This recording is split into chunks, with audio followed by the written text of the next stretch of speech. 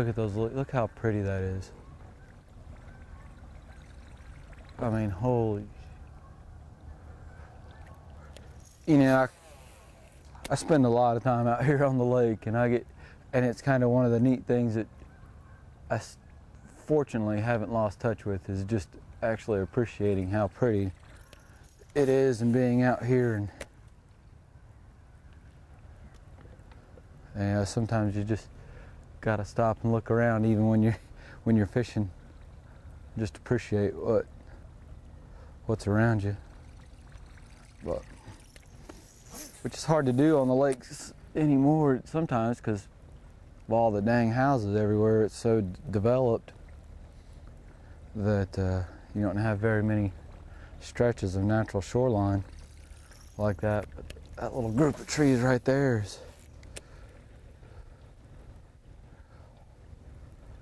really pretty, especially with the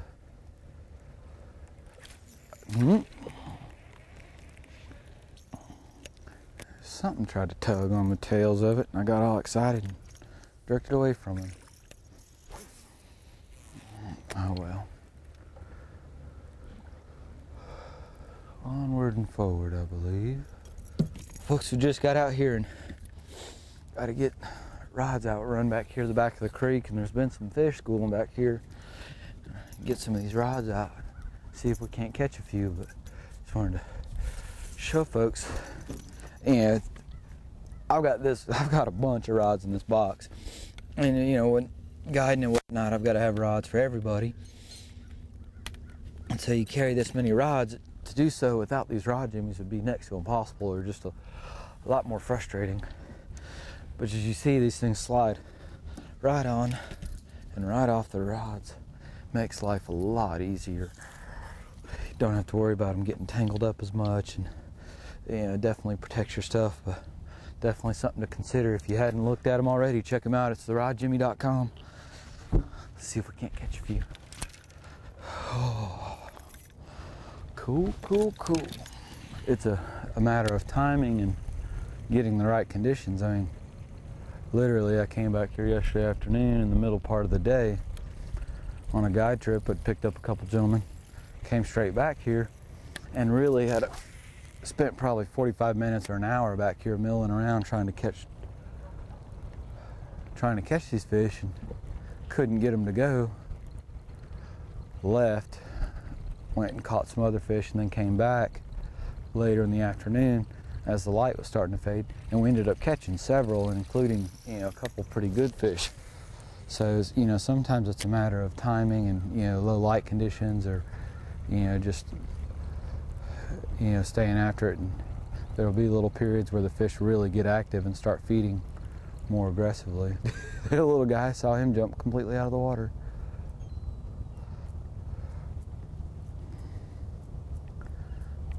You know, I'm trying to throw a smaller bait, because a lot of the bait fish back here is pretty small. Just see.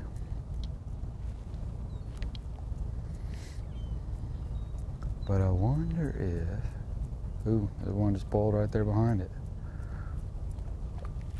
That one got it. All right. Hey, not a bad fish. Cool, cool. Come here, come here. Hey. That's how we like to start the day.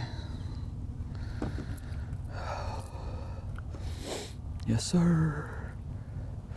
And the neat thing about this time of year is that a lot of these fish are just real healthy. I mean, you can see this fish is not lacking for food. He's got a nice belly on him. Beautiful shape. Not a big guy, but just beautiful Lake Wylie fish. Low light and a little bit of chop. And I had that one little fish miss the boil on that bait, but miss it. So I'm thinking maybe a bigger bait, they might be able to find it a little easier. And even though it's not anywhere near the size of the bait fish, sometimes a bigger bait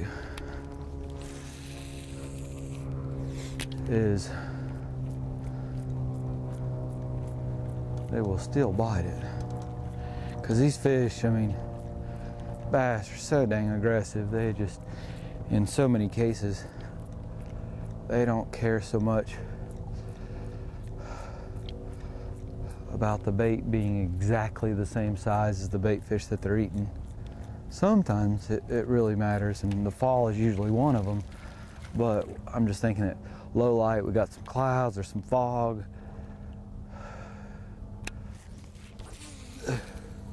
That one almost got away from me.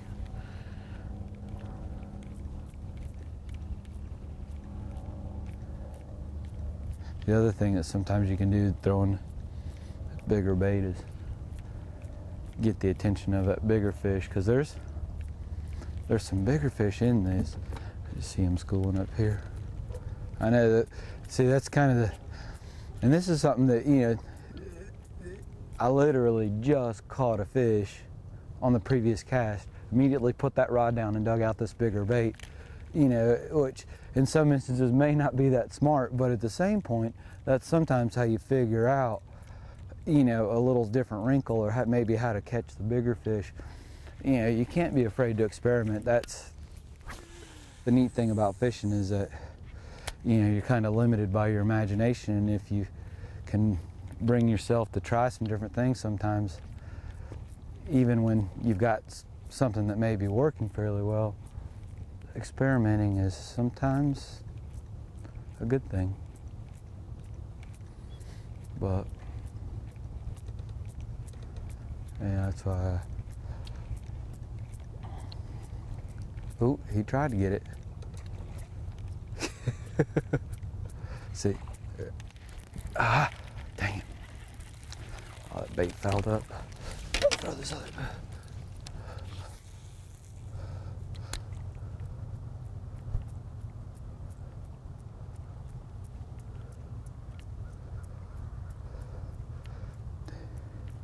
Dang it, he tried to hit that thing like 2 or 3 times.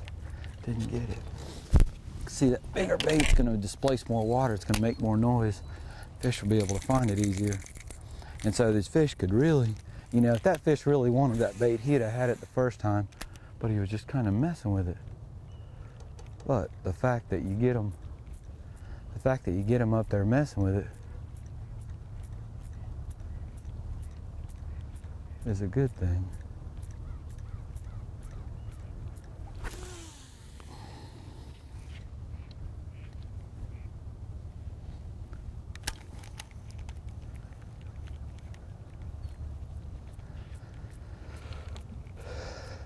Yeah, what we've got here is just this flat back here in the back of this creek. It's literally up there where my bait is right now. It's just inches deep. I mean, but then it comes out and drops vertically into about 5, almost 6 foot of water. And what these fish do, and what I think is happening, is that, ooh, come on, come on. What I think happens is that these fish pull off the edge, they pull off that flat during the night. When that water temperature drops, they'll pull off that flat and get out here in this little bit deeper water, and then as the sun comes up, they chase that bait back up on that flat and start feeding again. That fish chased that bait all around. Oh, come on, come on. Yeah, he got it. He got it. Barely hooked though. That's all right, we got, come here. Oh yeah. Gotta love it. That's why you make sure that the hooks on your baits are super sharp. Sweet, no, just beautiful fish. Look how the coloration.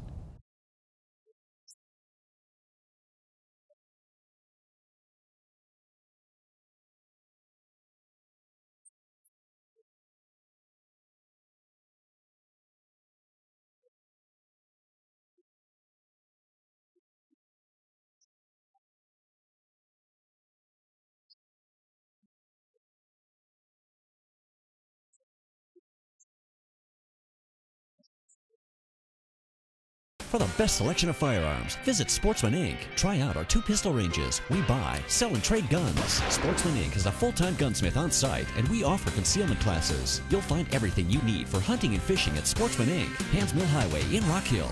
Who isn't tired of tangled fishing rods, bent or broken rod guides? Then you need the Rod Jimmy. The Rod Jimmy makes it easy to protect your valuable fishing rods with easy on and off protection. Made of durable materials for a lifetime of use, the Rod Jimmy will more than pay for itself with one season. Say goodbye to tangled rods and lines. Store and carry more rods securely and easily with the Rod Jimmy. Order yours today at therodjimmy.com. That's therodjimmy.com. Yeah, and I'm always watching when you've got this kind of a situation. You just kind of got to be on your toes and just keep watching for, you know, activity on the surface, whether you see, you know, bait that's getting a little skittish, or you'll see, you know, a swirl or two from where the fish are moving around and chasing the bait.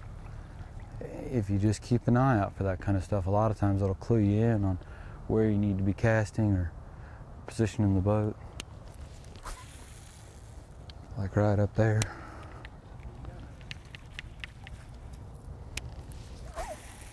Trying to... Come on.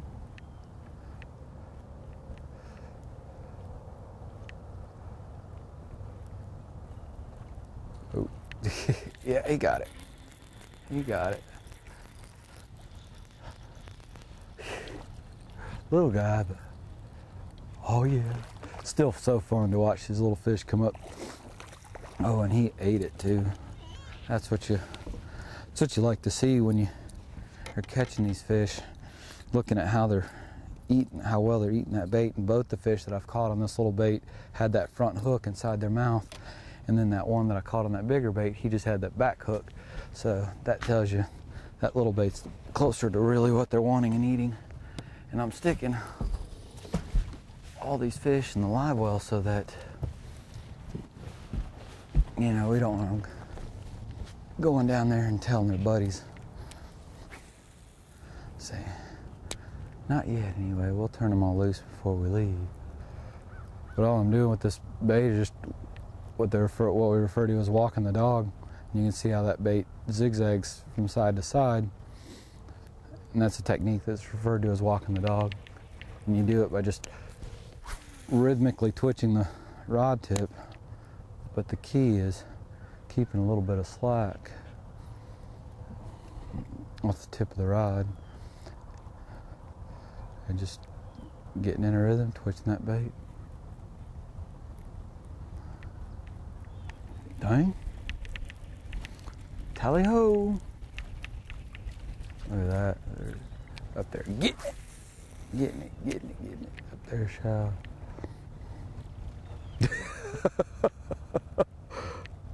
I'm coming. Hold your horses.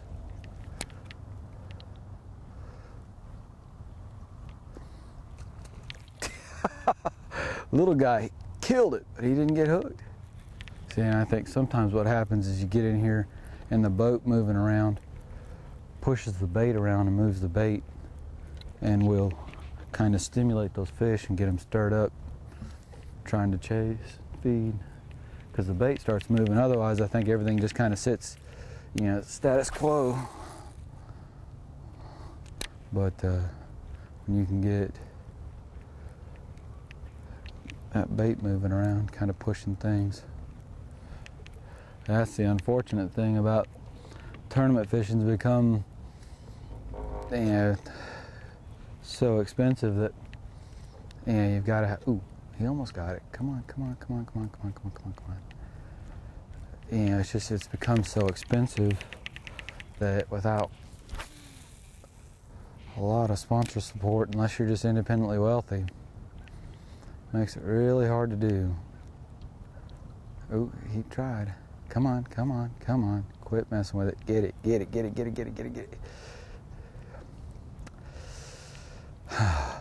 He's still behind it. He got it that time. That fish chased that thing and messed with it. Come here. Cool. At least, like, if these are spotted bass and you catch them like this and they're feeding on bait, when you catch them, they spit up, you know, bait fish all over you, and you end up with stuff flying all over the place. But cool. Let's see, folks, if you just, and these fish, they're here and they're not going anywhere. It's just sometimes they get really, you know, when that light gets a little better and they can see a bait a little better, yeah, and they've got a million of the shad around them, they can be a little more choosy about what they eat.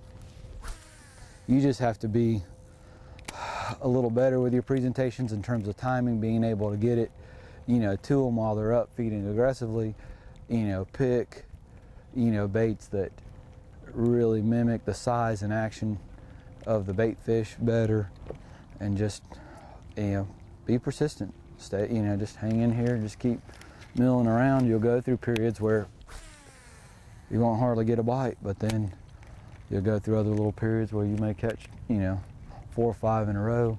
It seems like sometimes these fish just, when they get a lot of pressure, which on Lake Wylie, fish get a lot of pressure, you know, they get kind of turned off by the sound sometimes, that real loud, you know, like you'll hear, I mean, there's definitely times when a quiet crankbait will catch you more fish than a crankbait with a lot of rattles in it, especially late in the summer or late in the year when, you know, fish have been beat on pretty bad out there. But you know, sometimes even a quiet topwater bait, you know, like that little one that that finger mullet that I've caught some of those other fish on, you know, it's solid wood bait. It has no rattles in it, and that sometimes makes a difference. It's just really unfortunate because, you know, it really hurts the sport, you know, when you start taking away competition, because the competition's what drives, you know, what drives people to get better, what it makes you improve your skills and learn new techniques, and, you know, that's really the whole premise. I mean, bass fishing wouldn't be anywhere near what it is in terms of the techniques and everything, wouldn't be anywhere near that if it wasn't for the tournaments and for the competition, because, you know, because of the tournaments and because of the competition, you know, guys have, you know, pushed the limits and tried new techniques and figured out different things. The boat manufacturers have, you know, made their boats better and faster and stronger, and, you know, the trolling motors are better, the electronics are better.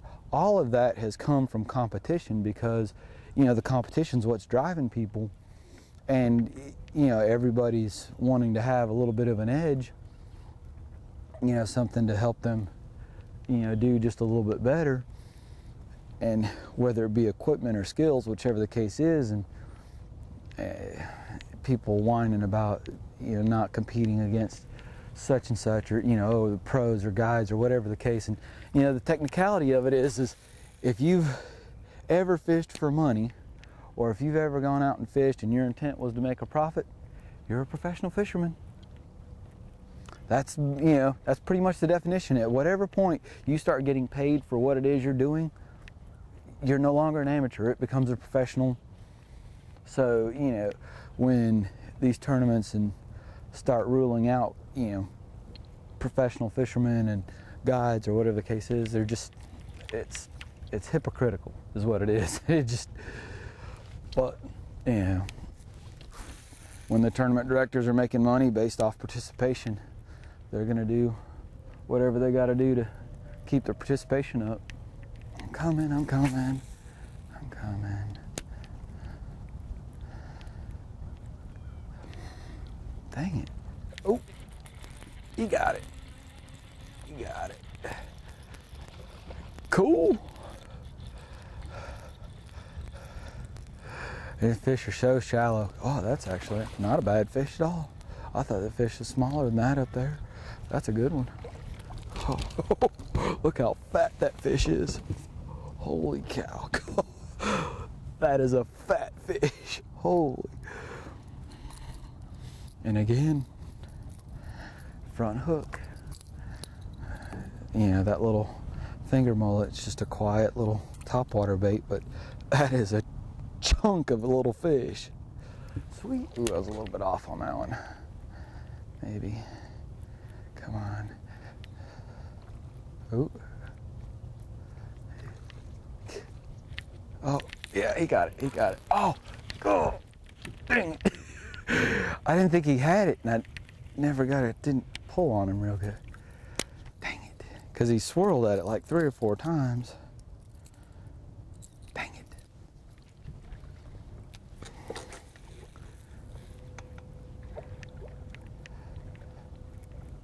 Yeah.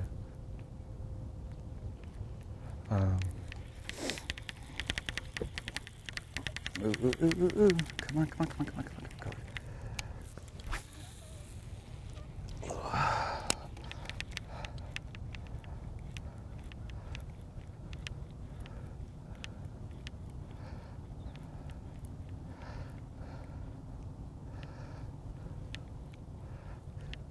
Yeah, the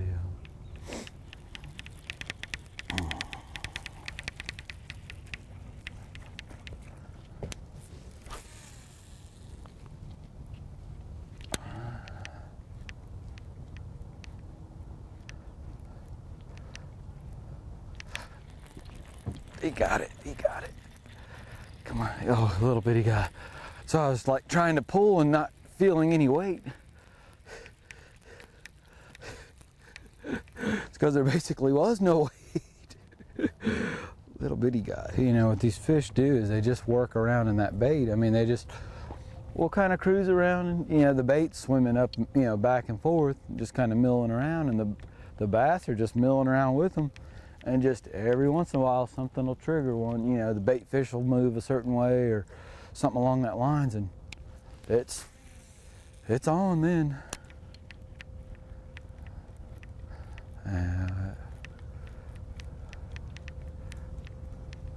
Come on. Oh, I just had one boil. Oh, I saw the flash underneath it. But he didn't. He turned under it, but he didn't bite it. Because he's scared.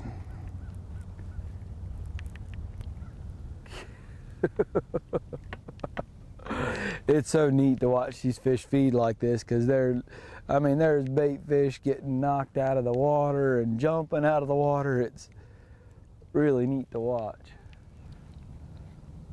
But this, that sounded good. This will test your patience. I mean, absolutely. If you don't have the patience and or persistence to stick with it, this will, cool. All right, alrighty, I'm coming. Come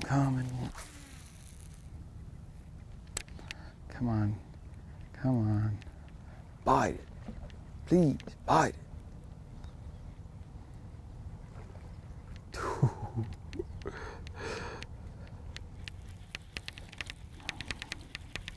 I don't know what it is, I just do not.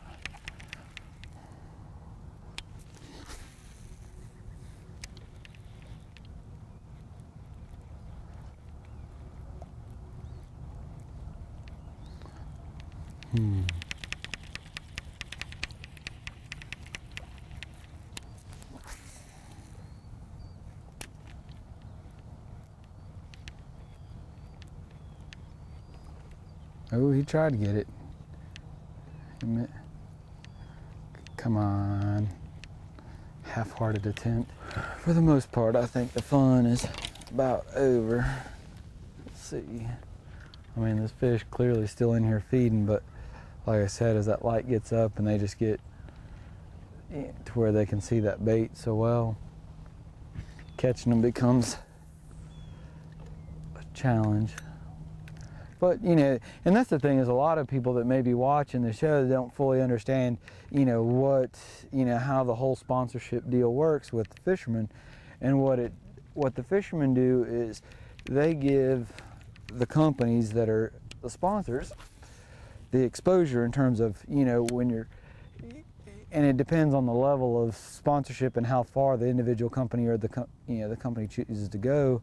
You know, if you go so far as, you know, to wrap an entire boat, then you've got this rolling billboard going up and down the road and up and down the lake, you know, with your company logo on it, you know, all the way down to just, you know, maybe a logo or something on the patch, you know, or on the shirt or a hat or whatnot, or, you know, heck, in some instances, you know, if it's just somebody that, a business that's just, you know, wants to support a local fisherman and say, you know, here, I'm just trying to basically help you out. But fishing is a $70 billion a year industry, if I remember correctly. It's 70 billion. I'm fairly certain that's accurate. But you're talking about a really big business. I mean, it's big business. Guys spend tons of money. The demographics, I mean, you're talking about most fishermen, or the bass fishermen anyway, are, you know, 30 to 55, in that age range, white males, college educated, make somewhere between $60,000 and $75,000 a year. So that's a pretty good group of people to market your product to, or your company to, in terms of, you know, why would you advertise? You know, it's because you're trying to reach that group of people. And that's basically all sponsorship is it's advertising. You know, hopefully you pick a fisherman or somebody that's, you know, well-spoken and has some media exposure, can, you know, other than just showing up at tournament here, tournament there, and going fishing, that they've got, you know, some other media exposure for you. Oh, come on. To help when they're not fishing tournaments. Because the tough thing about tournament fishing, and especially around here, is there are a lot, and I mean a lot, of really good fishermen. And if you sponsor a fisherman and your only chance of getting any publicity is when they're on the stage, you know, if they do well in a tournament or whatnot, then that's going to be hard to come by, because, you know, like I said, a lot of really good fishermen in the area. Fishing around here is very competitive, and, you know, there's no guarantees that anybody will get on the podium or, you know, be on the stage at the end of the day representing your product or your company. But, yeah, of course we all want to be there, but you just have to be realistic about it. Well, folks, it's been a lot of fun this morning. Came out here, managed to catch some fish on top water. We're going to call it a morning, because pretty much the schooling action has stopped. The sun's gotten up high enough now that I think these fish are really able to discern between, you know, real and artificial fairly well, and hadn't had a bite in a while. So we're going to call it a morning. And as always with my show, you get what we get. We've been at it for, you know, about 2.5 hours. It's been fun. You know, showed some folks, you know, how you can catch some fish, and really tried to key in on teaching you how to really catch these schooling fish that are back here in the backs of the creeks.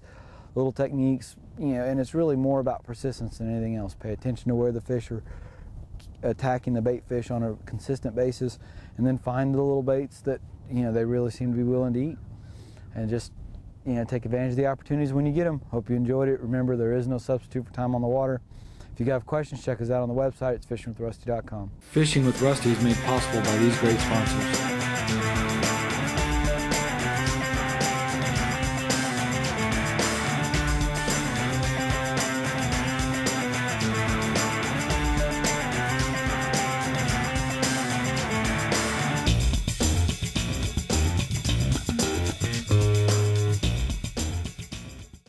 Isn't tired of tangled fishing rods, bent or broken rod guides? Then you need the Rod Jimmy. The Rod Jimmy makes it easy to protect your valuable fishing rods with easy on and off protection, made of durable materials for a lifetime of use. The Rod Jimmy will more than pay for itself with one season. Say goodbye to tangled rods and lines. Store and carry more rods securely and easily with the Rod Jimmy. Order yours today at therodjimmy.com. That's therodjimmy.com.